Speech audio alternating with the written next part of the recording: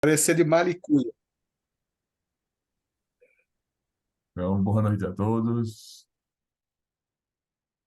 Vamos, nesse momento, elevar nosso pensamento ao Mestre Jesus, agradecendo a oportunidade de estarmos aqui todos reunidos. Agradecendo por esse estudo maravilhoso que nós estamos fazendo entre amigos, encarnados e desencarnados. Agradecendo por esse planeta, agradecendo a família, aos amigos, que os nossos inimigos sejam abençoados e porque possamos, no futuro, nos tornarmos amigos. Abençoa esta casa, o nosso centro espírita, cada um dos frequentadores, trabalhadores, e que possamos ser inspirados nessa noite para compreender bem a lição. Pai nosso que estais nos céus, santificado seja o vosso bendito nome, venha a nós o vosso reino, seja feita a vossa vontade, assim na terra como nos céus. O pão nosso de cada dia dá-nos hoje e sempre, Senhor. Perdoa-nos, Senhor, as nossas dívidas, assim como nós perdoamos aos nossos devedores. E não nos deixeis cair em tentação. E livra-nos de todos os males, porque o teu é o reino, o poder, a glória e a misericórdia. E graças ao bom Deus.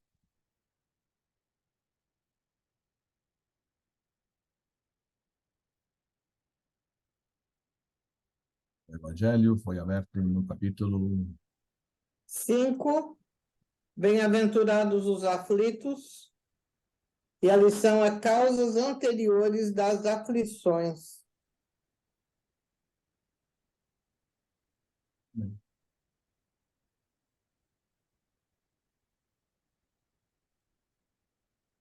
Bom, a gente está na reta final do livro,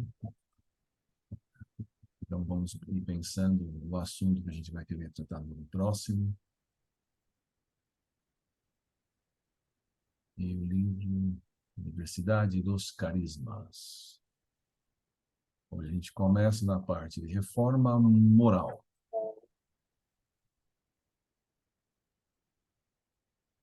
Quem será o leitor ou leitora de hoje?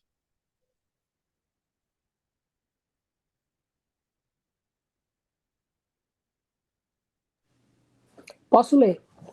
Okay. Olha, reforma moral. Isso nos leva de volta ao tema central de todo o conceito do chamado desenvolvimento mediúnico. Afinal de contas, o objetivo básico do Espiritismo é, segundo Kardec, a reforma moral do indivíduo.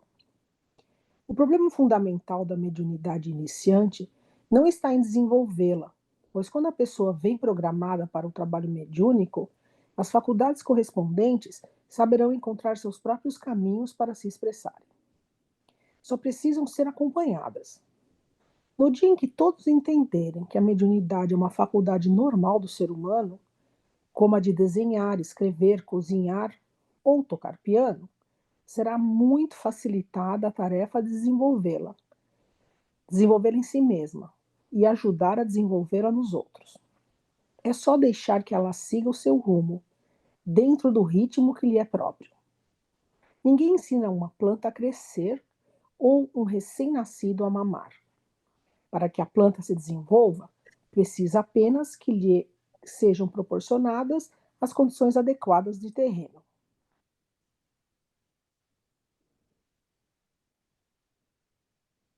Não consigo mais lê-lo. Só vejo até terreno.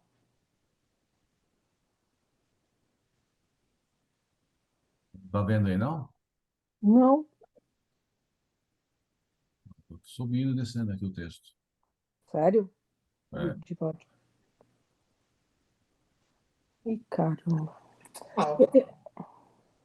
Já você sai. Umidade, luz, adubagem.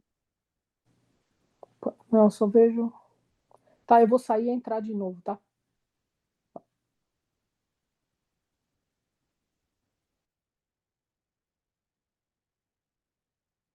Para que a planta se desenvolva, precisa apenas que lhe sejam proporcionadas as condições adequadas de terreno, umidade, luz, adubagem, combate às pragas, temperaturas apropriadas, etc, etc, etc.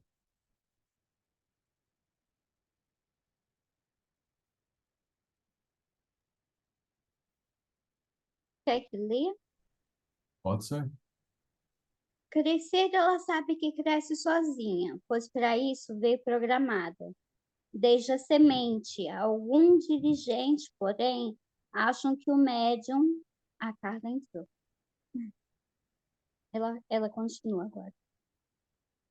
Acham que o médium, Carla,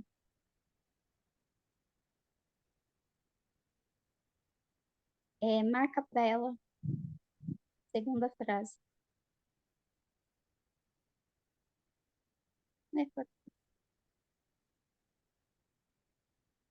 Ela entrou, não entrou?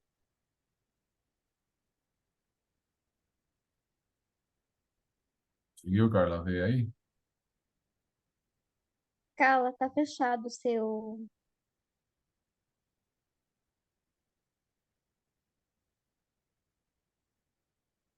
Acho que ela não consegue. Não.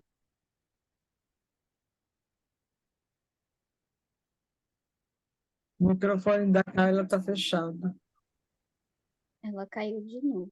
Não é melhor o Celso continuar? Pode ser. Consegue, Celso? Tá bom, eu continuo. Vou voltar na frase inicial. Crescer, ela sabe fazer sozinha, pois para isso veio programada desde a semente.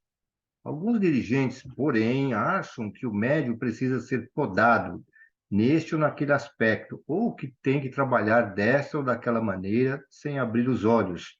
Por exemplo, ou jamais permitir que o espírito manifestante se irrite, ou que não receba mensagens de espíritos considerados importantes, ou que mantenha as mãos sobre a mesa sem agitar-se. São tantas as restrições e imposições que, em vez de desenvolver-se, a planta se estiola ou cresce torta, anêmica, sem vitalidade. Em vez de disciplina que é necessária, é preciso evitar que se imponha um regime de opressão que iniba a mediunidade nascente e lhe retire todo o frescor da espontaneidade. Por que razão todos os médiuns têm que ser iguais nas suas manifestações mediúnicas? Quando se descobre algum talento numa criança, como o da música, por exemplo, ela é estimulada a buscar realizar-se naquilo que faz como que por instinto, que é ouvir, executar ou compor música. É preciso posicionar-lhe condições, proporcionar-lhe condições para que desenvolva seus talentos, instrumentos para tocar, professores, instrutores que lhe ensinem as diferentes técnicas e a teoria musical de que ela necessita para chegar a expressar-se convenientemente na arte de sua escolha. Seria lamentável, porém, que a obrigassem a tocar piano, se ela quer aprender violino, ou a compor exatamente como Beethoven, porque este foi um grande compositor, ou tocar como Paganini, porque este foi um estupendo violinista. O que se deseja dela é que seja uma boa pianista, uma boa compositora ou uma competente violinista, não que adote precisamente este ou aquele padrão arbitrariamente escolhido para ela. Se o indivíduo é pintor, que pinte com a sua sensibilidade e que aplique nos problemas suscitados na comunicação da sua mensagem artística as soluções que, a seu ver, lhe pareçam mais adequadas. Não que pinte no estilo de Van Gogh, Rafael ou Giotto. Ele precisa de telas, pincéis, tintas e de alguém que lhe guie os passos na exploração de técnicas exigidas, mas que seja permitido abrir os seus próprios caminhos. Na arte, como na mediunidade, a padronização é indesejável. Na realidade, ninguém ensina ao médium como ser médium, tanto quanto ninguém ensina ao artista a ser artista. Isso eles são capazes de fazer por si mesmos. No caso do médium, o que se tem a fazer é estimular nele uma boa arrumação da sua mente, uma disciplina de suas, por favor, sobe, de suas emoções, dos seus impulsos e do seu comportamento. Mesmo aí, contudo, a disciplina não deve ser imposta a grito, na base da intolerância, da rigidez intransigente.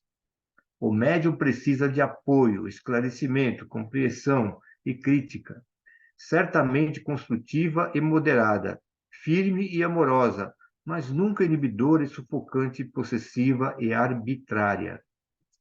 É preciso ajudá-lo a ser, acima de tudo, uma boa pessoa, um ser pacificado e ajustado, tanto quanto lhe permitam suas condições humanas. Conseguido isso, a mediunidade correta será consequência natural e espontânea. O médium não deve ser endeusado e nem escravizado, nem disciplinado ou inibido. Se, ao cabo de algum tempo, verificar-se que as faculdades embrionárias que traz no seu psiquismo não se desenvolve nesta ou naquela direção, deve ser redirecionado para outro setor de trabalho ou desestimulado a prosseguir, forçando a eclosão de faculdades para o exercício das quais não está programado.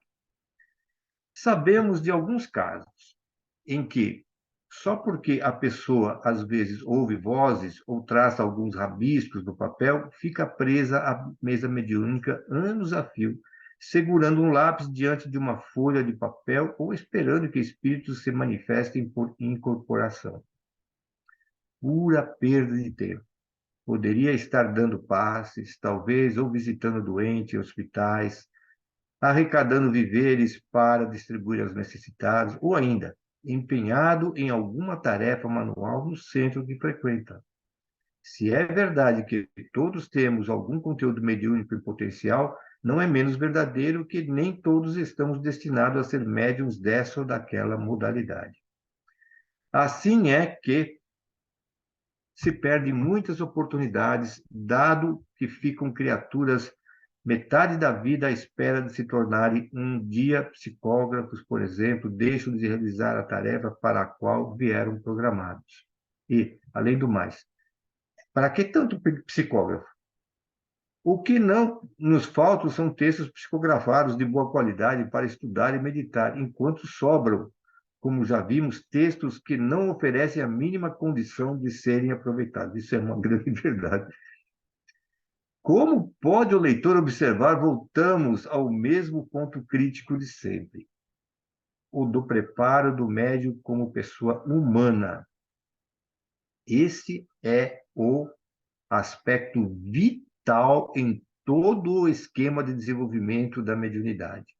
A rigor, médium é desde que nasceu, com as programações correspondentes na trilogia Corpo, Perispírito e Espírito.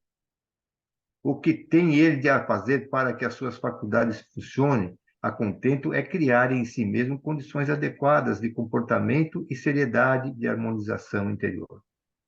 Nisso é que está o seu programa de ação e o daqueles que se incumbem de orientá-lo e que, muitas vezes, acarretam-lhe ainda mais desorientação.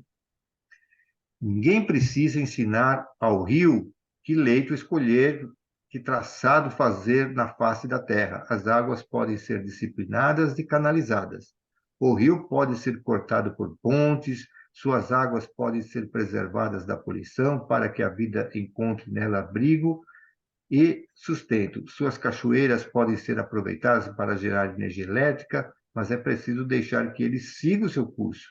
Ele sabe fazê-lo até que, cumprir a tarefa, suas águas se entregam ao mar imenso. A diferença de um bom médium e um médium desajustado não está na mediunidade, mas no caráter de um e de outro. A formação moral no esforço que um faz e outro não, para criar as condições adequadas de comportamento. Isso, como vimos, é que diferem os médiuns dos artistas. O compositor emocionalmente desajustado não pode produzir uma sinfonia tão bela quanto a de outro companheiro equilibrado e sensato. E ninguém notará diferença alguma de técnico de beleza se realmente forem boas sinfonias. O trabalho do médium, nesse ponto, é infinitamente mais delicado, porque suas condições morais afetam definitivamente a qualidade do seu trabalho, num sentido ou no outro, para o bem ou para o mal. Daí a sua responsabilidade e a responsabilidade correspondente daqueles que se propõem a ajudá-lo no desenvolvimento de suas faculdades. O médium não é apenas um piano que precisa estar bem afinado. Ele é um piano que desafina quando não consegue redirecionar seus impulsos negativos e começar penosamente a substituí-los pelos valores novos e positivos. As faculdades mediúnicas, ele as recebeu não como privilégio, mas como responsabilidade e compromisso. No entanto, as condições para exercê-las corretamente cabe a ele criar e desenvolver. Não é, pois, a mediunidade que se desenvolve ou se aprende, mas as técnicas de comportamento.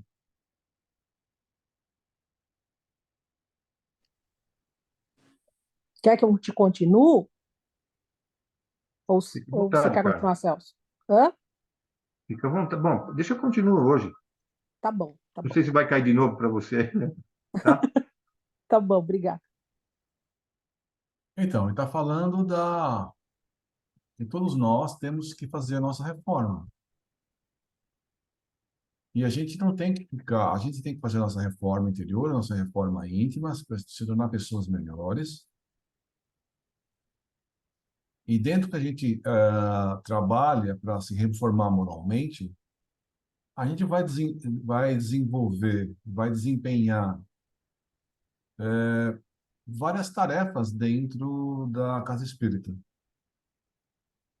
Dentro da casa espírita existem várias funções, e todas elas são importantes. A mediunidade, né? Então, o médium psicofônico, o psicógrafo e tantas outras. Quem conversa, quem dá passe, quem faz faxina, todo mundo é importante dentro da casa espírita. Está dizendo que a gente sabe que a gente vem com uma programação. Ó, eu me comprometi a ter uma certa mediunidade. Agora, se dentro da minha programação não tem a mediunidade, não adianta eu ficar forçando, que, que não vai desenvolver. Então, eu tenho que, sei lá, eu tenho que ver se eu tenho alguma sensibilidade, eu estou percebendo alguma coisa, eu posso tentar treinar a minha sensibilidade para ver se eu tenho evidência, se eu tenho psicofonia ou qualquer outra coisa assim. Mas algumas pessoas têm, outras não. Depende da programação reencarnatória. A, a mediunidade não é um privilégio de ninguém. O fato da pessoa ter mediunidade não significa que a pessoa é melhor ou pior que uma outra pessoa. É só que tem funções diferentes dentro da mesma casa, né? Então, forçar não adianta. Às vezes a pessoa, não, você vai sentar na mesa e vai escrever. Aí a pessoa resolve, não, eu estou aqui há um tempão, não escrevo nada, eu vou começar a escrever. Aí escreve qualquer bobagem e fala, olha aqui que eu escrevi e tal. É complicado. E outra coisa que ele fala, ele repete, repete, repete a mediunidade, cada médium é diferente. Então, esse livro e outros livros procuram classificar os tipos de mediunidade, as características e tudo mais. Mas cada mediunidade é diferente e o desenvolvimento de cada médium também é diferente. Então, você acompanhar e conversar com o médium, o desenvolvimento, como é que está indo, falar algumas coisas, ok. Agora, tentar padronizar todo mundo exatamente igual, impossível porque os médiums, as mediunidades não são iguais. E mesmo o mesmo médium, às vezes, veio um espírito de um jeito, outro espírito de outro jeito. Então, e a comunicação vai ser diferente dependendo do espírito que está vindo, né? Então, você não pode dar, fazer, falar da mesma forma para alguém que está desequilibrado e para alguém que está bem. Então, a gente tem que entender tudo isso. É isso que repete, repete, repete, repete, porque são coisas que acontecem dentro das casas espíritas e coisas que ele teve experiência, a Regina teve experiência e assim foi.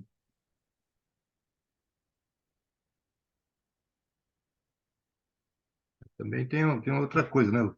Aqueles que são, vamos dizer assim, que estão como orientadores da reunião mediúnica, né? A gente não tem condições de a gente ficar acompanhando a vida da pessoa no dia a dia para saber o que, né? Até que ponto ela tem uma disciplina moral, que ela não tem como ficar, né, seguindo isso daí, né? A gente pode observar algumas coisas pelo comportamento e chegar a poder até conversar sobre isso, alguma dificuldade da pessoa, né? Ou, por exemplo, aqui no interior, não é igual, por exemplo, em São Paulo, não sei como é que. Eu não estou falando da Casa do Caminho, mas tem algumas entidades espíritas, né, muito grandes, né? E tem uma demanda de pessoal muito grande, né? Então, eu penso que nesses casos, né, na parte mediúnica, para você controlar uma casa que tem lá, sei lá, 200, 500 pessoas, vão lá naquela casa, você tem que controlar, tem que ter uma disciplina mesmo ali, não é? Né? Inclusive, porque senão como é que é? Porque é um pensamento de muita gente. Mas aí você vem para o interior, como é igual a nossa casa aqui, que não tem essa demanda aqui, né? Não tem demanda de médicos, de médiums, né? E até de trabalhadores espíritas, né? Agora, se você começar com uma exigência muito grande, né? Não dá. Porque tem aqui conosco, aqui, de vez em quando, tem três aqui na nossa reunião que participa, né? É difícil eles terem uma frequência como a gente acha que é bom, né? Embora até os espíritos tenham falado, e a gente fala de vez em quando, procura ter uma frequência mais alinhada, né? Mas eles não, às vezes não conseguem. Aí o que você faz? Vai falar para ele ir embora? Né?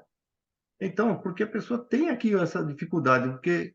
E aí outra coisa, e ele está trabalhando também, além dele, às vezes está faltando aqui na medida, mas está fazendo outros trabalhos e tudo mais, você pode convidar ele para. Mas, e são pessoas médias, inclusive, né? Médios de vidência, não sei o quê. É uma coisa assim, sabe? Você tem que ir com cautela absoluta nessa questão, né? E de vez em quando você dá uma apertadinha, né? Mas como é que diz lá? Se você apertar muito, espana, meu. Não tem jeito. Essa que é a questão que ele está falando aqui, né? Apertar muito, espana. Então não dá, né? E que agora, médio em ação. Opa, esse aí deve ser bom. Introdução. Para o médium em potencial que sonha colher apenas rosas perfumadas, a carreira de médium atuante pode oferecer inesperados espinhos. É sempre bonito e parece fácil fazer acrobacias de ginástica olímpica, tocar bem um estudo ao piano, escrever um soneto perfeito. Para quem sabe, é realmente fácil fazê-lo. Mas até conseguir que a coisa pareça fácil, são necessários um esforço muito grande e uma dedicação incansável. A mediunidade tem o seu aspecto fascinante, sua aura de mistério e encantamento, porque o médium é aquela estranha e curiosa pessoa que fala com os espíritos, da mesma forma que o poeta, segundo Bilac, é aquele que é capaz de ouvir e entender as estrelas. Muitos se deixam embevecer de tal maneira por esse fascínio que colocam os médiuns em geral e o seu médium em particular na categoria dos semideuses, considerando os verdadeiros oráculos vivos, aos quais deve-se recorrer em qualquer situação.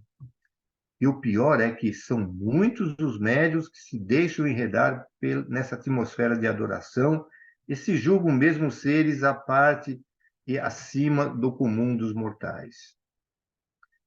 A verdade, porém, é que, ao lado dos fascinados mediólatras, adoradores de médiuns, há uma assistência tão grande ou maior para o qual o médium está sempre em julgamento.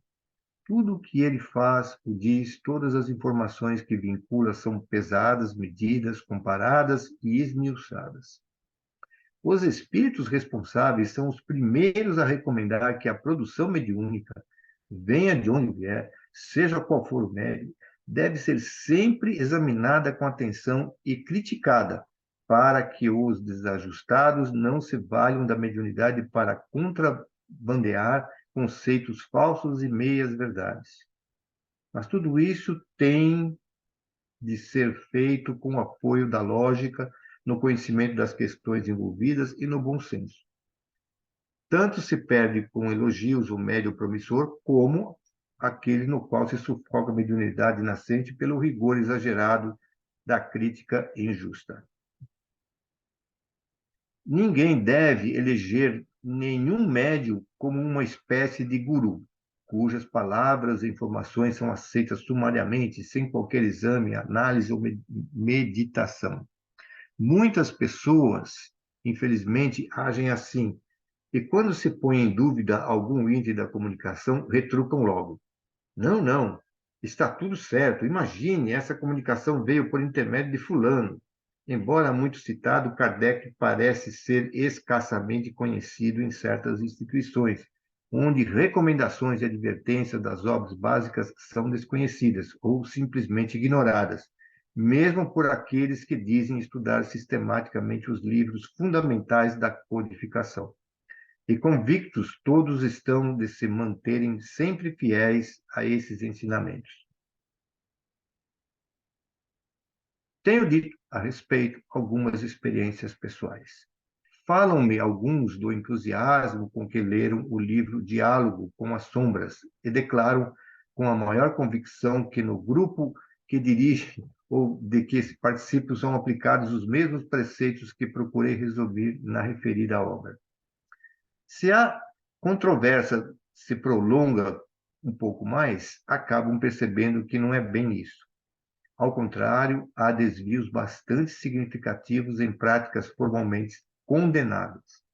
Não creio que em tais companheiros sejam insinceros, contudo, estão honestamente convencidos de que seguem sempre as melhores normas recomendadas pela doutrina, mas continuam impávidos com as suas práticas pessoais, como ritualísticas, seus modismos, sua maneira de considerar ou desconsiderar os médios em tudo como se não houvesse uma só palavra escrita acerca daquilo que estão fazendo.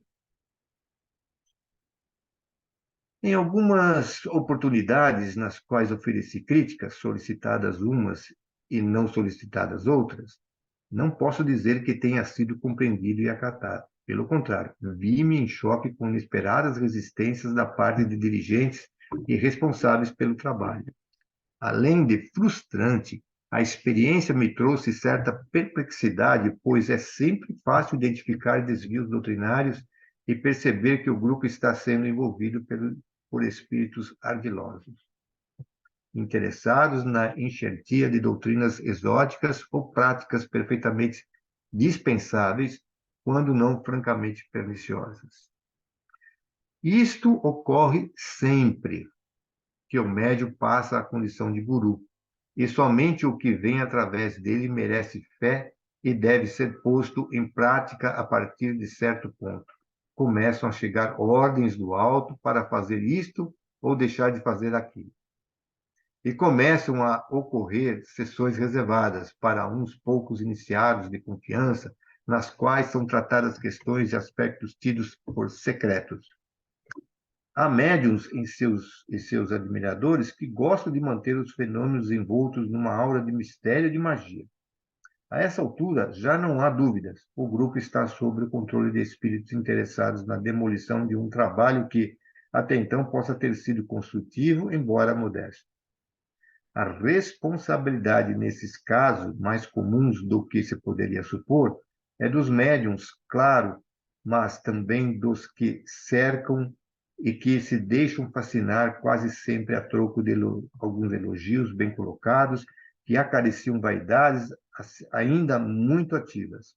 É fácil, a partir daí, organizar um grupinho de elite à parte à parte perante o qual os espíritos manifestantes se identificam com nomes imponentes que, sobre o motivo algum, devem ser revelados aos demais, a fim de ficarem mais à vontade. Médiuns ambiciosos acabam encontrando espíritos semelhantes e se entendem muito bem em prejuízo certo de todos, inclusive daqueles que parecem excessivamente vigilantes em relação ao trabalho alheio, mas pouco atentos ao próprio, desde que este lhes proporcione a cota desejada de prestígio e satisfação pessoal. Em situações como essa, o crítico é inapelavelmente rejeitado, quando não considerado um pobre obsidiado. Buscar apoio em Kardec para tais atitudes é pura perda de tempo, pois não há mesmo. Quando em dúvida sobre qualquer aspecto de maior relevo, o codificador não hesitou em consultar diferentes espíritos, através de diferentes médiuns, às vezes mais de 10 médiuns. Ele questiona os espíritos pelo que dizem, sejam eles quais forem. Confessa, por exemplo, que somente aceitou a ideia da reencarnação após muita relutância e porque acabou convicto de que era uma realidade insofismável, lógica e necessária ao entendimento dos problemas básicos do espírito. Lembramos, neste livro, a sua divergência com os espíritos quanto ao fenômeno da escrita direta, que, no seu entender, era uma realidade intelectual de mediunidade, mas que os espíritos insistiram em classificar como fenômeno de efeito físico. Quer isso dizer que ele desconfiava de seus médiuns ou dos espíritos que orientavam na elaboração da doutrina? Não e não. Quanto aos médiuns, você jamais fez questão alguma de promovê-los ou dar-lhes destaque pessoal, nunca, ao que se saiba, os submeteu a pressões e vexames. Só se sabe quais médiuns colaboraram na codificação após uma pesquisa atenta e demorada. Apenas em obras póstumas, que reúnem documentos não destinados, em princípio, à publicação, aparecem algumas identificações. Senhora e senhorita Baldan, senhorita Japé, senhor Rustam, Aline, etc. Mas parece, contudo, anotações para seu uso, mesmo porque as mensagens reunidas naquele livro são quase todas de caráter pessoal, por cuidarem basicamente dos seus diálogos com o espírito de verdade e de outros mentores da doutrina. Acho que vale a pena ver isso de perto, dado que a informação é importante no contexto sobre o qual estamos conversando.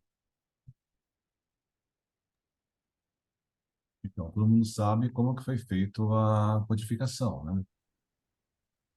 A codificação foi através de médiums, né?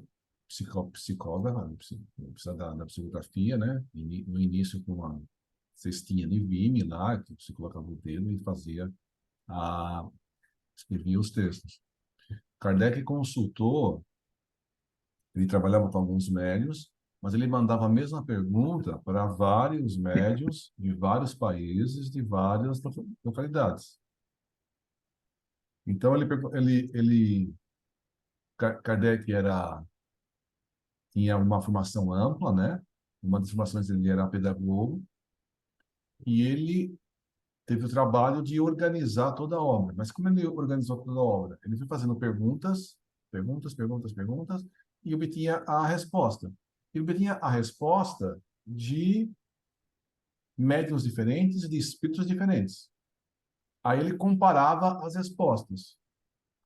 Logicamente que a mesma pergunta com espíritos diferentes tinham resposta com textos diferentes, mas o conteúdo, né, em termos a partir da essência, era o mesmo. Então, quando ele tinha a mesma informação de vários lugares, ele falou: isso aqui deve ser uma verdade.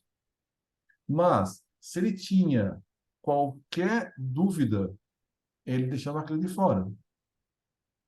Porque ele fala o seguinte: é melhor recusar 10 verdades do que aceitar uma mentira. Então, em qualquer dúvida que ele tinha sobre o assunto, ele deixava de fora. E depois ele tentava esclarecer, tentava perguntar e fazer, mas ele perguntava de várias formas a mesma coisa, para tentar entender e depois organizar e escrever os textos. Então, Kardec não acreditava cegamente no que os textos que eram mediúnicos. E é isso que o texto está dizendo aqui, né? A gente não deve acreditar simplesmente, né, nas coisas. Então, você tem que analisar, ler e falar, mas isso aqui tá ok. Não, isso aqui eu leio o texto e passa pelo crivo da razão. E o crivo da razão é ajudado quando você tem uma base doutrinária grande. Então, por isso que a gente fala, né? Tudo a gente aprende aqui. Primeira coisa, ler a obra de Kardec, estudar a obra de Kardec. Aí, na hora de ler outros livros, a gente tendo o texto de Kardec, que foi muito bem redigido, foi feito com uma análise crítica grande, a gente consegue entender os outros livros e pode falar, esse livro está fora da doutrina, ou esse livro está dentro da doutrina. Então, e um espírito elevado, ele não se incomoda se a gente perguntar, se a gente desconfiar, né?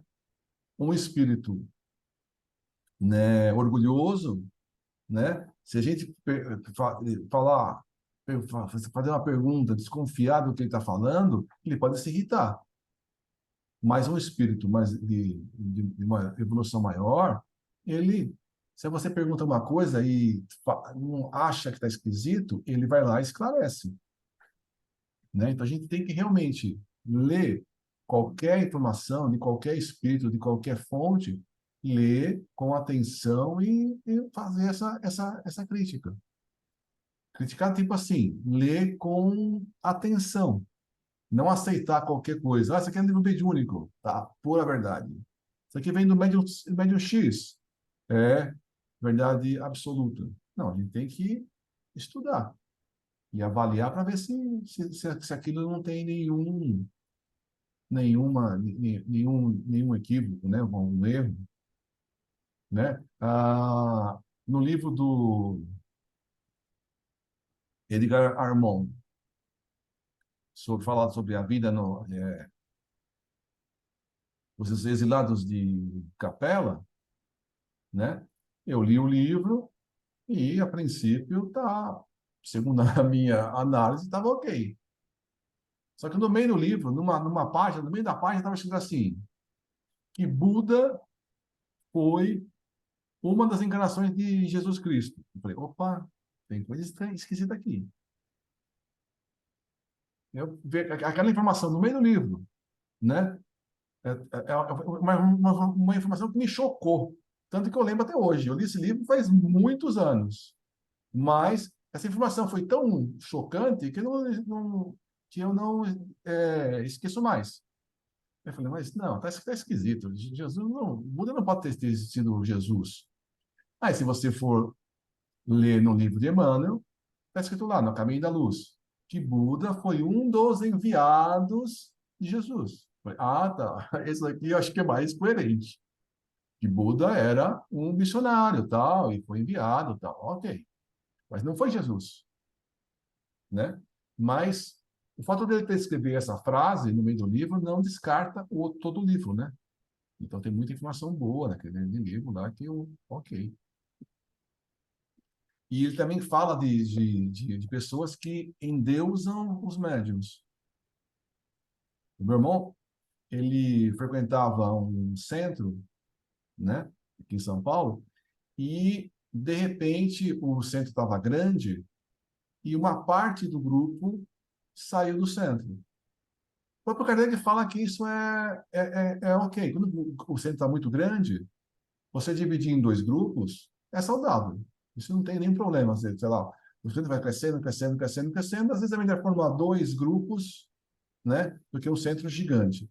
Então, aí nesse centro, um grupo saiu, né? E o meu irmão acabou acompanhando esse grupo que estava saindo e formando uma outra casa, porque o pessoal estava se propondo a fazer obras de caridade, e eu estava querendo participar dessa parte. Aí ele foi, estava fazendo marmitas e lanches para distribuir e tal, e estava participando efetivamente, né? Ele e a minha cunhada, e tudo bem. Só que ele estava participando até o momento que a médium começou a criar rituais, começou a focar toda a atenção para ela. E a última reunião que ele participou, ela participou, né? A médium dirigiu todo os trabalhos, ela foi de véu, né? Ela pegou óleo e começou a benzer a pessoa tudo com óleo, assim, ó. Pá, pá, pá, pá, pá. Aí o meu irmão falou, não, não, isso aqui tá errado. Isso aqui tá errado. Aí ele se afastou e foi frequentar uma outra casa, porque, não, isso aqui não tem, né? Quando ela começou a canalizar, a centralizar o foco para ela, ele falou, não, isso aqui não está correto. Aí ele tomou outro rumo, né? Ele falou, não, isso aqui não... Mas então isso existe, né? Essa pessoa quer acertar, mas faz esse tipo de coisa, né? Então, e, e como ele falou, né? Às vezes você encontra algumas coisas claras que estão fugindo da doutrina e a pessoa, né? Você pergunta, olha aí e tal, Andressa, fala aí sobre o que você acha dos nossos trabalhos. Aí a Andressa fala sinceramente o que está falando. Ela fala, não, a Andressa não está bem, não, a gente está falando muito de besteira. O nosso trabalho é perfeito, como é que ela está criticando o nosso trabalho? Que é isso?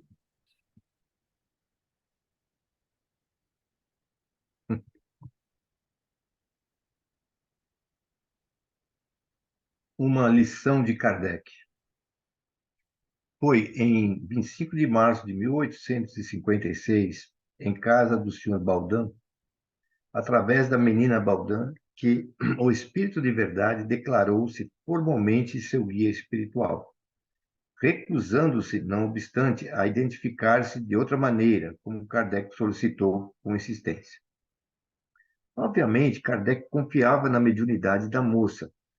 Cerca de 2 semanas após, contudo, ou seja, a 7 de maio, desta vez em casa do Sr. Rustan, funcionando como médium a senhorita Jafé, Kardec pergunta ao outro espírito, Hahnemann, se era verdade que ele tinha mesmo uma importante missão a cumprir.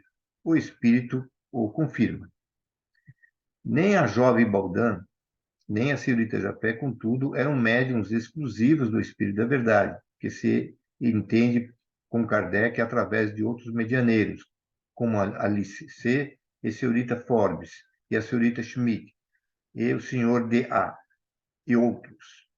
Por outro lado, ele acolhe na revista e reproduz em O Evangelho segundo o Espiritismo mensagens do Espírito da Verdade recebidas em Bordeaux e no Havre, bem como em Paris, todas sem indicação de médium, mas que evidentemente eram pessoas da sua confiança.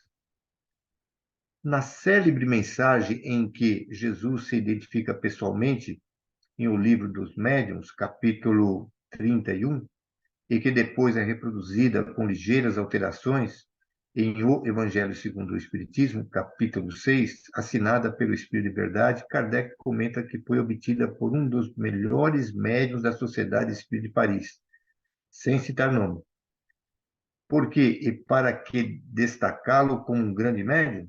Somente porque deu boa conta de sua tarefa, recebendo com fidelidade e autenticidade uma comunicação mediúnica? Se uma mensagem dessas fosse recebida em certos grupos por aí, o médium teria problemas, na certa, seja porque passaria a ser endeusado ou porque seja considerado um pobre e irremediável obsediado. Kardec fez suas ressalvas dizendo que não duvidava de que o Cristo pode manifestar-se mediunicamente, mas que preferia manter certa reserva em torno da questão. E, finalmente, que uma coisa era de admitir-se, a superioridade contestável da linguagem e das ideias, deixando que cada um julgue por si mesmo e se aquele a quem ela, a comunicação, traz o nome, não a renegaria. Uma atitude sóbria, cautelosa, reservada, mas ao mesmo tempo confiante de que a mensagem em si não era, a seu ver, indigna daquele que a havia subscrito. Tanto assim entendeu que a colocou entre as comunicações aceitáveis, em contraste com outras, que considerou apócrifas. E mais, ao elaborar o Evangelho segundo o Espiritismo, anos depois, incluiu essa mensagem que, aliás, contém a muito citada exortação espírita: amai-vos, eis o primeiro ensino, instruí-vos, eis o segundo. A essa altura, já estava ele certamente convicto de que o Espírito de Verdade, seu guia espiritual, era o próprio Cristo, mas manteve seu compromisso de não proclamar isso aos quatro ventos.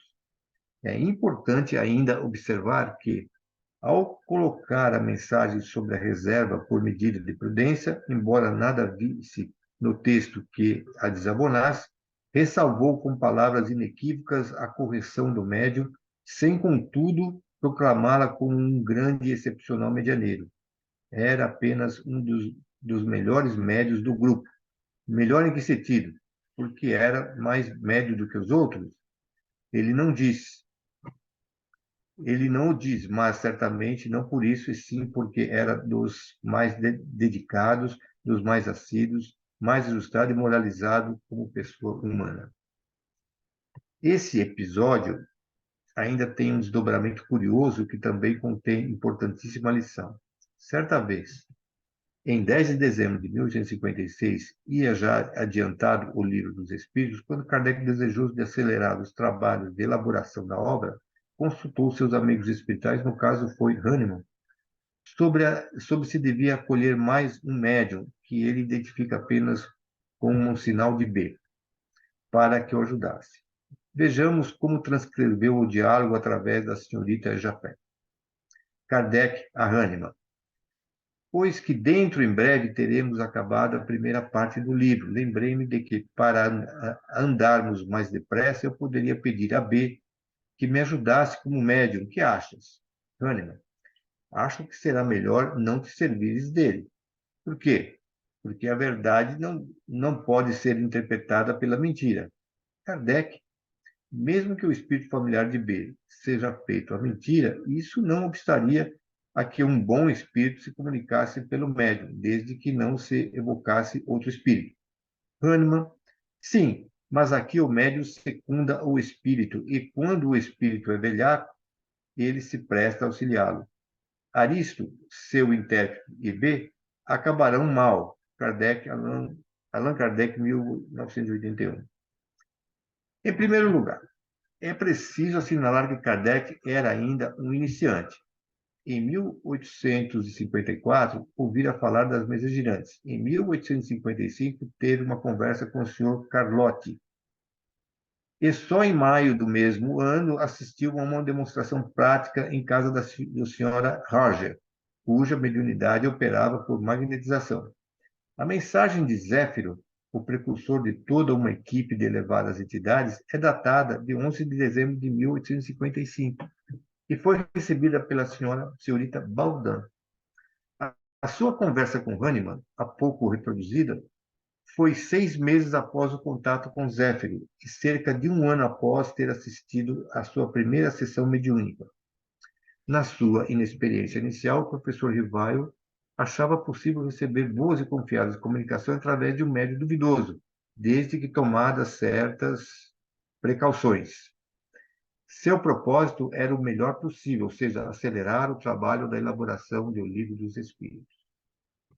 Se a consulta revela uma atitude humilde da parte de Kardec, demonstra também a correta maneira de agir do espírito. De fato, Hahnemann não lhe deu uma ordem taxativa que liquidasse prontamente o caso. Preferiu deixar a questão à decisão do próprio Kardec, não se eximindo, contudo, de uma advertência tranquila e amiga, ao dizer: acho que será melhor não te servires dele. Quando Kardec insiste na esperança de que poderia contornar o risco, Kahneman é firme na sua franqueza, mas nada proíbe. Limita-se a declarar que o espírito que se colocava como guia espiritual do médium era um velhaco e que o médium o secundava. E concluiu com uma previsão que, aliás, deu certo, como era de se esperar, ambos, médium e espírito, acabariam mal. Não é difícil a nenhum de nós imaginar o desastre que teria sido para a obra da codificação se o médium B fosse chamado a colaborar na formulação do Livro dos Espíritos, que estava então apenas com a primeira parte concluída. A grande lição desses episódios, postos aqui lado a lado para efeito de confronto, é a seguinte: aquele que se propõe trabalhar com médium precisa ter humildade suficiente para não se julgar infalível, mesmo que aparentemente seguro de que está apoiado em razões aceitáveis, bem como ter personalidade bastante lúcida para admitir como possível uma mensagem mais rara, sem botar o médium sob suspeita de fraude. Como instrumento de comunicação, o médium tanto pode veicular mensagens aceitáveis e autênticas, como inaceitáveis e falsas, depende das condições que oferece. Não deve ser endeusado no primeiro caso ou crucificado no segundo. Seria o mesmo que destruir o telefone porque acabamos de receber por ele uma notícia falsa ou elogiá-lo porque acaba de trazer uma alegria.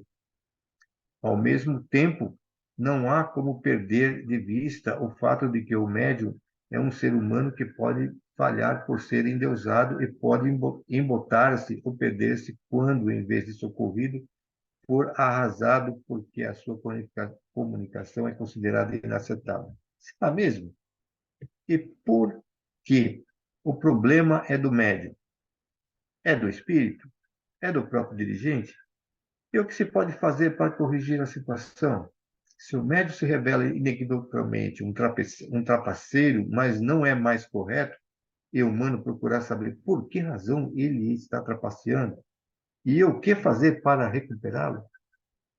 Vimos há pouco que Hahnemann não tem meias palavras ao identificar o espírito manifestante como velhaco, mas não acusa o médium de formação moral, limitando-se a dizer que este o secunda, aceita, serve de instrumento.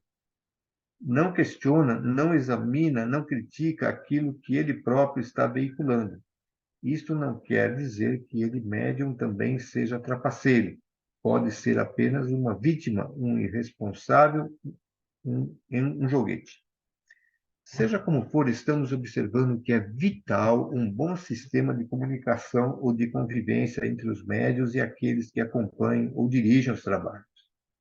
Se a ambição, a vaidade ou a ânsia do poder surgirem de um lado ou de outro, podemos contar com graves problemas.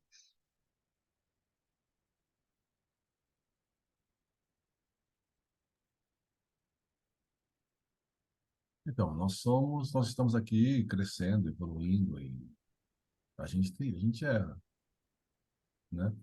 E o fato da gente errar, não quer dizer que a gente está sempre a gente tá condenado, né? A gente tem que, se alguém percebe que a gente está se equivocando, a pessoa pode sugerir, pode falar alguma coisa, e a gente pode aceitar a sugestão da pessoa ou não.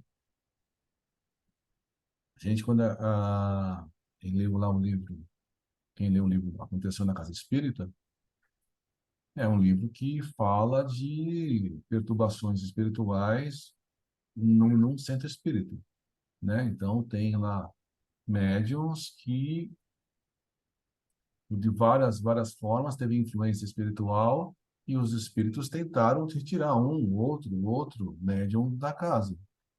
Então, num dos casos, uma médium, né, que dava passe e curava pessoas. E como ela começou a curar as pessoas, ela falou: ó, vamos criar um dia especial para que eu possa curar as pessoas. É que ela estava percebendo que ela dava passe e curava, dava passe e curava, dava passe e curava. Aí o dirigente da casa falou: ó, esperar um pouco, vamos acompanhar, vamos analisar para ver o que decisão tomar. E depois de pouco tempo, ela simplesmente se afasta do centro, porque fala, não, não, eu tenho um dom de cura, vamos seguir esse caminho. E, na verdade, essa cura que existia, essa pseudocura, estava sendo influenciada por espíritos obsessores, que deixavam a pessoa doente e, quando aquela médium específica dava passe, ele retirava os fluidos ruins da pessoa. Então, a pessoa se curava instantaneamente. Então, era para trabalhar com a vaidade da médium e acabou dando certo, porque ela acabou sendo ela se afastou da casa, né? Então, nesse caso, teve sucesso dos obsessores para conseguir afastar essa médium, né? Então, a gente tem que tomar esse tipo de cuidado com essa vaidade, de a gente tomar. A gente pode se enganar, né? Então, a gente pode ter. Então, digamos que o médium psicofônico dá uma mensagem. E aquela mensagem falando, nossa, esse médium aí, assim, essa mensagem está muito esquisita, está muito estranha, né? Aí o médium fala, não, mas fui eu que dei a mensagem. Como pode estar? Tá perfeita. Aí também já não pode, né? Porque a gente tem que entender que todo pode passar um espírito tentando enganar. Tantas e tantas vezes, né? Espíritos tentam passar pelo mentor da casa e depois ele é desmascarado. Mas porque ele é desmascarado porque a gente continua firme com a nossa atenção boa, né? Se a gente aceitar qualquer coisa, qualquer mensagem, qualquer coisa, a gente ia ser enganado muito facilmente. Então, já nesses vários anos que eu estou participando, já teve várias sugestões da gente tomar uma atitude A, atitude B, atitude assim, e essas atitudes não foram aceitas, né? Assim como uma vez um espírito, né, que estava passando pelo Zé Antônio, deu uma explicação. Ele falou tal, tal, tal, tal, tal, tal, tal. Aí ele estava dando, explicando, e ele estava falando das passagens de Jesus, né? Então ele deu um exemplo usando as parábolas de Jesus. Aí, quando ele acabou de falar a frase, ele falou: opa, no que eu acabei de falar, tem um erro. Aí perguntaram: mas qual é o erro? Dá uma estudada que vocês vão descobrir. Mas tem um equívoco meu aí. Mas estudem o que eu acabei de falar e vocês descubram o que eu falei de errado. Aí, tal, a gente, durante a semana, a gente foi analisando o que ele tinha dito, né? O que ele tinha falado, em termos de conteúdo moral, estava ok. Só que na hora dele falar, ele acabou misturando duas parábolas. Ele pegou a parábola de Jesus, pegou a parábola outra de Jesus e acabou fazendo uma outra parábola. Ele pegou duas parábolas, sei lá, do cego e do aleijado e misturou as duas. Não lembro exatamente qual que foi. Ou seja, o conteúdo moral estava certo, mas ele acabou cometendo um erro histórico segundo que estava na Bíblia, né? Aí a gente analisou tal e conseguiu perceber o erro, né? Falou, ó, o erro não está fiel com a Bíblia, né? Então, mas ele mesmo cometeu o equívoco e ele mesmo falou, ó, procura aí que tem alguma coisa errada. E a gente foi lá e estudando e conseguiu perceber.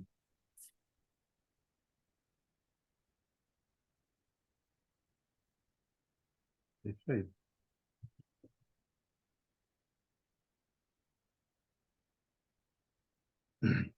Disponibilidade e disciplina.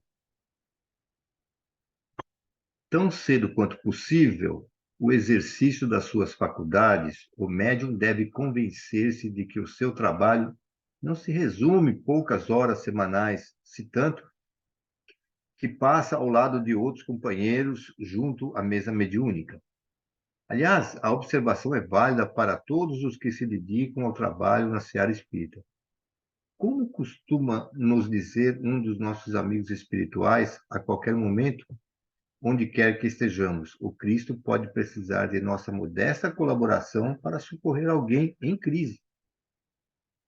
De nada adianta preparar-se para o trabalho do dia da reunião ou fazer uma prece antes de sair de casa, se é só isso que você faz. De fato, o exercício da mediunidade exige preparação constante, estado de vigilância, a dose certa de renúncia, enfim, um elenco de atitudes nada fáceis de cultivar em nosso estágio de imperfeição, mas não impossível de conseguir, pelo menos em parte. Um veículo em movimento para se cessar a força propulsora, que precisa ser constante, com a intensidade apropriada. A sustentação de um impulso regenerador em nós obedece ao princípio semelhante. Todos aqueles que estiverem empenhados no processo de reconstrução íntima, na reforma moral, que Kardec colocou como característica básica do verdadeiro espírita, precisa manter-se atento, não tanto com relação aos outros, mas consigo mesmo, pois a luta se trava em nossa intimidade. A guerra é pessoal, intransferível, permanente. Algumas batalhas ganhamos nós, outras ganham nossas paixões, ainda arraigadas nas profundezas do psiquismo, entrincheiradas em velhas e sólidas matrizes. O médium está particularmente exposto a certas dificuldades nesse aspecto, porque uma derrapagem mais séria pode abrir caminho para influenciações indesejadas, de vez que ele tem em si as tomadas apropriadas às ligações com as entidades desencarnadas, tanto as boas como as outras, segundo as condições que ele lhes ofereça.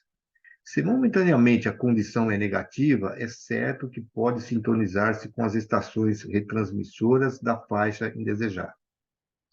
É possível que nem sempre ele perceba que está sendo imprudente, neste ou naquele aspecto do seu proceder. Valemo-nos, mais uma vez, da experiência pessoal de Regina para ilustrar esta particularidade. Tinha ela, por hábito, ler regularmente certa publicação doutrinária, quando começou a ficar inquieta e insatisfeita com o teor de determinados artigos e mensagens ali veiculados. No círculo de seus amigos e companheiros de trabalho, comentava a matéria lida, às vezes com certa dose de indignação. Que absurdo! Como é que deixavam sair aquilo? Sem muita demora, um amigo espiritual lhe disse: seria bom você parar com isso. Não é uma atitude cristã a que você está assumindo.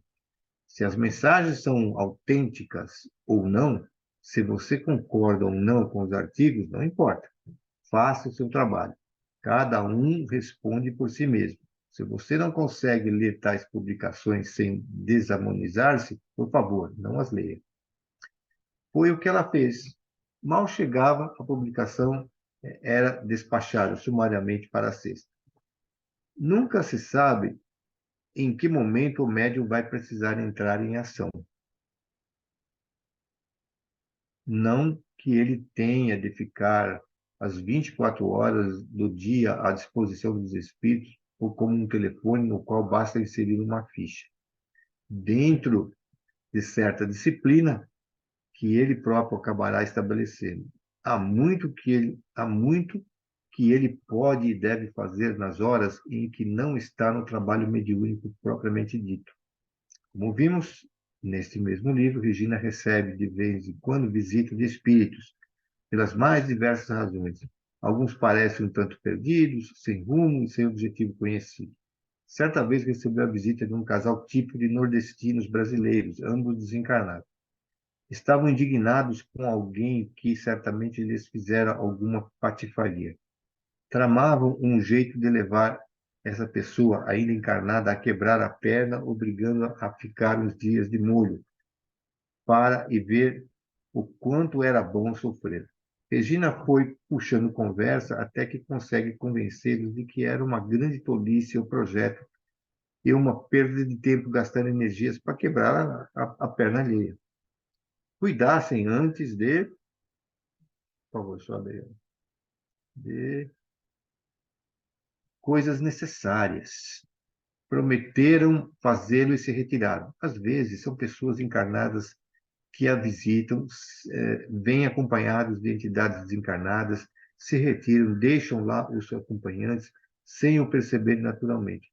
Pode ser que resolvam ficar porque se sentem melhor ali, porque se esquecem de acompanhar as pessoas com as quais vieram, ou então porque a porta está fechada, ou não sabem como sair. São pessoas inofensíveis, só estão perdidas, carentes, um tanto alienadas, sem perceberem a situação em que vivem. Em tais casos, Regina costuma recolher-se para fazer uma prece. Sem tardança, aparece uma entidade amiga que recolhe o pobre errante. Uma dessas entidades, uma mulher, ficou depois que as visitas às quais viera se retiraram. Só algum tempo depois, Regina foi dar com ela, encolhida em um canto da casa, chorosa, infeliz, lamentando-se porque era o dia das mães e ninguém se lembrara dela. Sua aparência física era bem retrato do seu desalento. Regina consolou-a carinhosamente e ela se retirou. Além de atender aos espíritos, é preciso também dispor de algum espaço para os encarnados, amigos, conhecidos, desconhecidos que, na rua, em casa, no trabalho ou na condução, buscam-nos para uma palavra de conforto, de orientação ou simplesmente um desabafo. É incrível pensar, mas verdadeiro, que muitas pessoas não dispõem de quem as ouça. A maioria quer falar, contar histórias pessoais e alheias, discorrer sobre este ou aquele assunto, mas poucos são os que conhecem a sutil arte de ouvir. Como é bom encontrar alguém com essa rara qualidade quando estamos oprimidos por aflições e conflitos íntimos. Se, contudo, estivermos do outro lado, ou seja, do lado que ouve e não do que precisa falar, tenhamos paciência, seja onde for. Se o ouvinte dispõe de mediunidade, deve estar em condições de captar uma ou outra sugestão soprada, sugerida ou intuída do mundo espiritual. Às vezes é de uma importância transcendental uma palavra bem escolhida e bem colocada no coração aflito. É certo que essa atividade pode até cansar, ser muito constante. Acabamos, sem querer, assumindo um pouco daquelas cargas e até envolvendo-nos um tanto com problemas emocionais alheios, mas, afinal de contas, não é isso mesmo que se chama solidariedade? Não é isso que buscamos quando também estamos em crise? Ou seja, alguém que pense conosco, que nos ouça e que aceite partilhar a dor que nos aflige? Um dia havia sido particularmente difícil para Regina, que fora procurada por várias pessoas com problemas pessoais.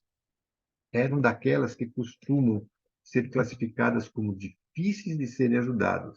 Isso porque querem que as coisas mudem, mas não admitem mudar elas próprias, ou querem soluções fáceis, que não exijam sacrifícios ou renúncias. As soluções propostas precisam ser do seu agrado. Tem que ser aquilo que lhes convém ao amor próprio e ao egoísmo. Em suma, querem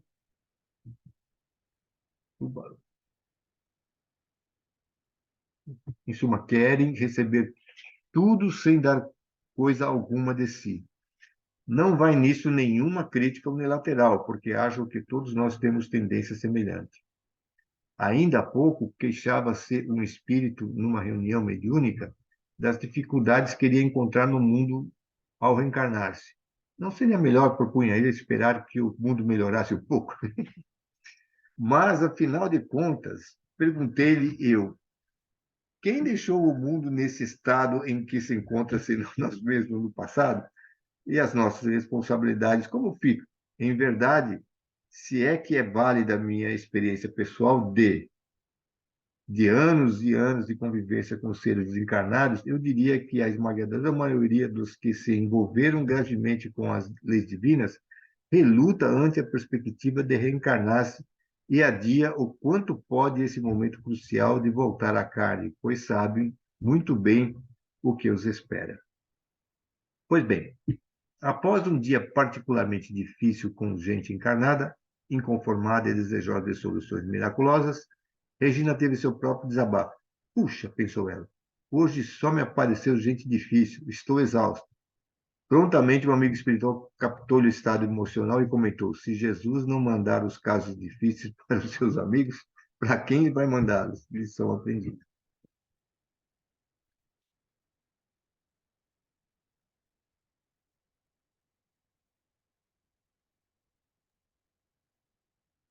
Ou seja, a gente vai na casa espírita durante poucas horas na semana, mas tem que estar atento a o nosso comportamento, a nossa atitude, os nossos pensamentos 24 horas por dia,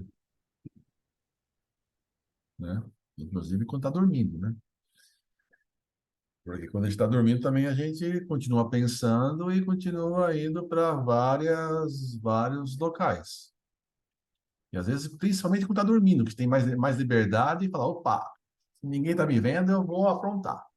Ah, quando tá dormindo não vale, eu não tô vendo para eu vigiar, como é que eu faço?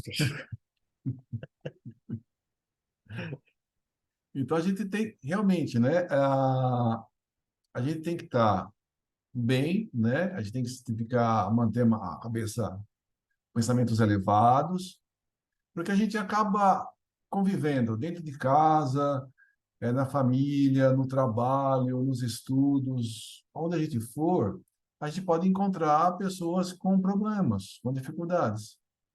E às vezes a pessoa quer desabafar, quer um conselho e quer falar. Então, às vezes a gente pode, escutando e aconselhando, pode ajudar a pessoa. O que a gente não pode fazer é a pessoa está desabafando e a gente captar toda a energia negativa para a gente, né? É que isso também, assim, a pessoa tá falando, tá, e você entra naquele ritmo da pessoa, naquela coisa, fica com dó da pessoa e acaba captando a energia para você. Aí a pessoa sai bem e você sai mal. Não é assim que acontece, né? Então, você quer ajudar a pessoa, você pede ajuda para os bons espíritos, que os bons espíritos auxiliem aquela pessoa, possa dar um passe nela e auxilie.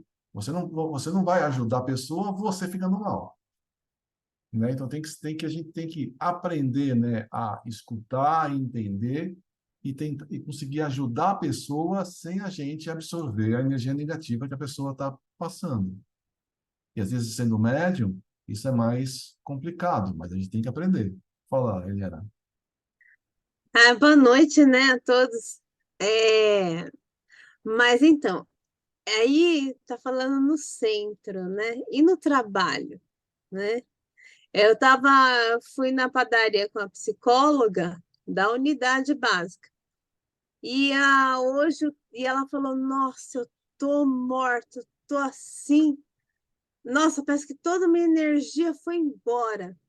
Porque hoje todos os casos de todos os pacientes, jovens, idosos, adultos, menina, crianças, foi sobre violência sexual. E tanto os jovens quanto os idosos e idosas acabaram, né, e até assim falando, né, expondo coisas que nem nunca tinham tido coragem de falar. E foi hoje o tema. Aí acabou sendo isso em dois lugares, né? E eu acho, mas é aí que até aí a gente tem justamente, né, tem que se vigiar porque o assunto é um assunto pesado, delicado e tem uma espiritualidade aí, né? E a gente acaba captando. Ela falou que, nossa, acho que captou toda a energia negativa de todo mundo. Eu falei, deixa que eu te dou um passe aqui, vamos lá. E ela falou, não, vamos refrescar a mente, porque eu não estou conseguindo. Mas agora eu estou entendendo por que eu estou trabalhando aqui na UBS. É para colocar, assim, né, alguém que... Porque eu vejo cada coisa ali, meu Deus do céu, só Deus por Deus. Mas, enfim, né?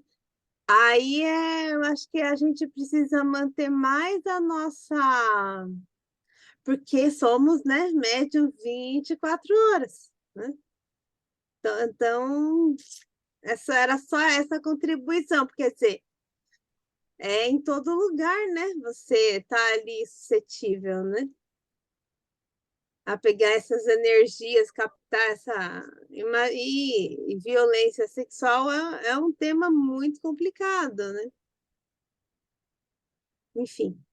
A gente tem que aprender, né? A necessidade do orar e vigiar, né? Sim, sim, Então, sim. tem que aprender, a gente tem que aprender a ajudar a pessoa sem se prejudicar, né?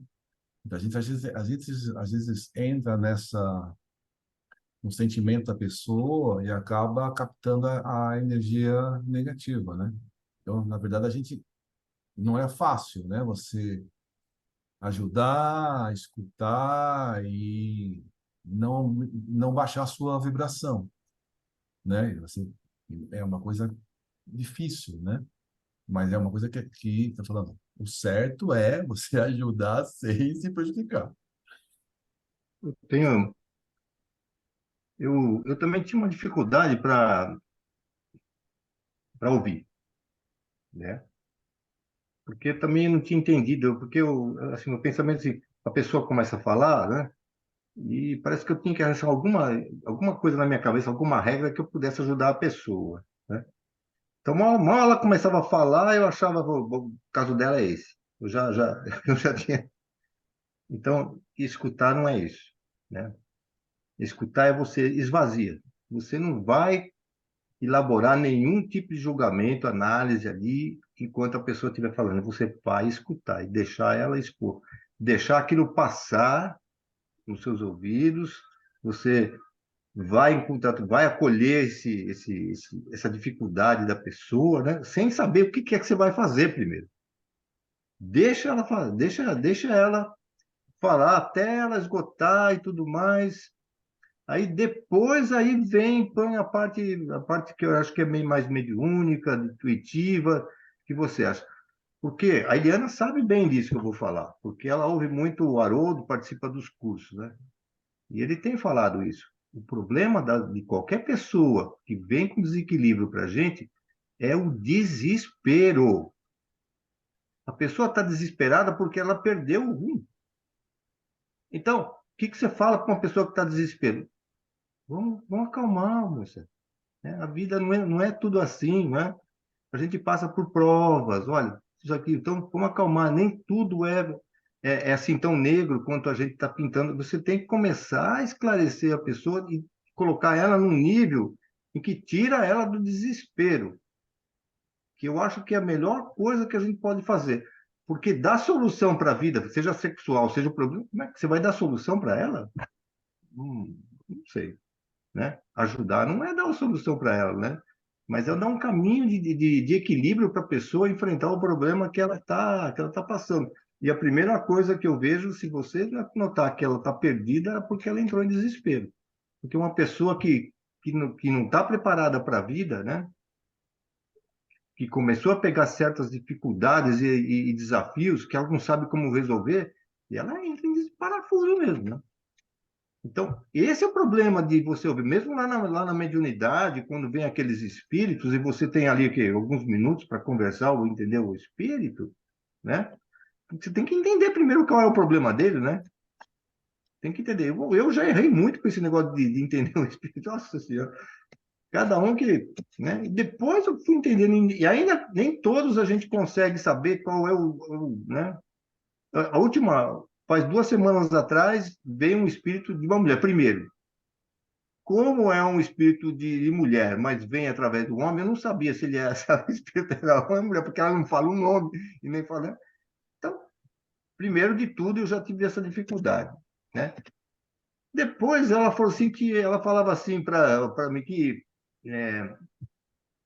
eu não posso aceitar isso dentro de mim.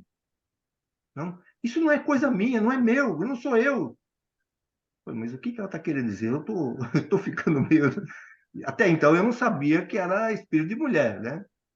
Depois, mais na frente, eu falei, vou ouvir, porque não tem jeito, né? Mas eu tratava ela como se fosse um espírito de homem, né? E fiz uma pergunta para ela, né? Para o espírito, né? Eu falei, mas então o que você quer fazer? Mas né? Tem outros caminhos para você, né? O que você pensa? O que você pensa? Que eu vou ter que ficar com aquela coisa? Eu que fui mãe dela, quer que eu seja mãe dela? Aí que eu entendi que ela era, primeiro, que ela era mulher, não era homem, segundo. Aí o espírito foi lá, a gente conversou, mas foi embora. Depois que ele foi embora, aí veio na minha cabeça. Ela abortou. Ela não queria criança dentro dela. E eu não percebi. Eu não percebi. Eu não quero essa coisa dentro de mim. Ela falava, né? Aí eu estava pensando que era uma coisa emocional, né? Entendeu? Então, tem coisas que você precisa ouvir mesmo. Eu ouvi mal, né? Não consegui, nesse momento, saber o que era, porque eu podia ter uma palavra mais ajustada, né? Mas não consegui. Então, a gente erra mesmo, não tem jeito, né? Mas tomara que. Aí depois eu fiquei orando para ela, tal, pedir perdão, desculpa, em pensamento, porque fazer o quê? Mas a gente não tem condição, muitas vezes, de ser bem claro, ser bem lúcido em poucos minutos ali, né?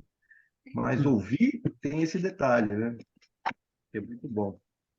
E é para o dia a dia, seja para espírito, seja para quem for, né?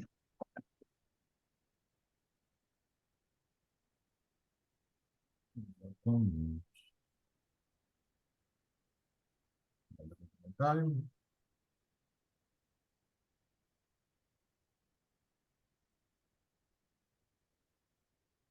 Então, quem quer fazer a prece de encerramento?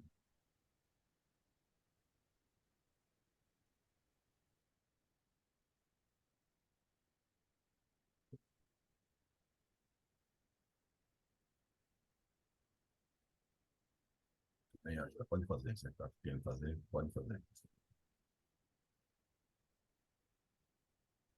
Ângela?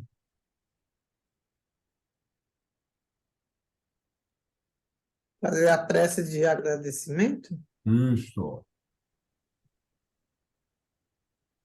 Então, vamos agradecer por mais esta bendita oportunidade que nós tivemos de receber um pouco mais de esclarecimento sobre a nossa mediunidade, de como nós devemos nos comportar perante pessoas encarnadas e desencarnadas que precisam de ajuda, que nós saibamos utilizar o saber ouvir e ter a empatia, a compreensão e a compaixão de tudo aquilo que nos for dito. Então, com esses ensinamentos, acho que podemos melhorar o nosso comportamento perante os problemas que nos serão apresentados. E para isso nós pedimos o concurso dos nossos irmãos da espiritualidade maior, nossos anjos de guarda, que estejam sempre presentes nos orientando para que nós possamos ajudar essas pessoas. E assim nós dizemos, Pai nosso que estais nos céus, santificado seja o vosso nome, venha a nós o vosso reino, que seja feita a vossa vontade, assim na terra como nos céus. O pão nosso de cada dia nos dai hoje. Perdoai as nossas dívidas, assim como nós perdoamos os nossos devedores. e não nos deixeis cairmos em tentação. E livra-nos, Senhor, de todos os males. Que assim seja, e graças a Deus. Graças a Deus. Eu vi um gatinho preto, mas fora isso, mais alguém tem evidência? Pega na cruz fechada aqui. Eu, Não, ok. O gatinho preto estava na Eliana ali, ó. Tem uma... tava. Como é que é? Halloween, né? O Halloween já vive aqui. Não é só um dia. Ai.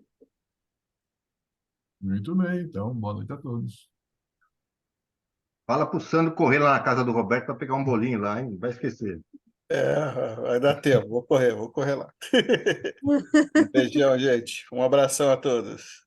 Beijo. Boa noite a todos e muito obrigado pela aula. Celso, prof. Tchau. Roberta.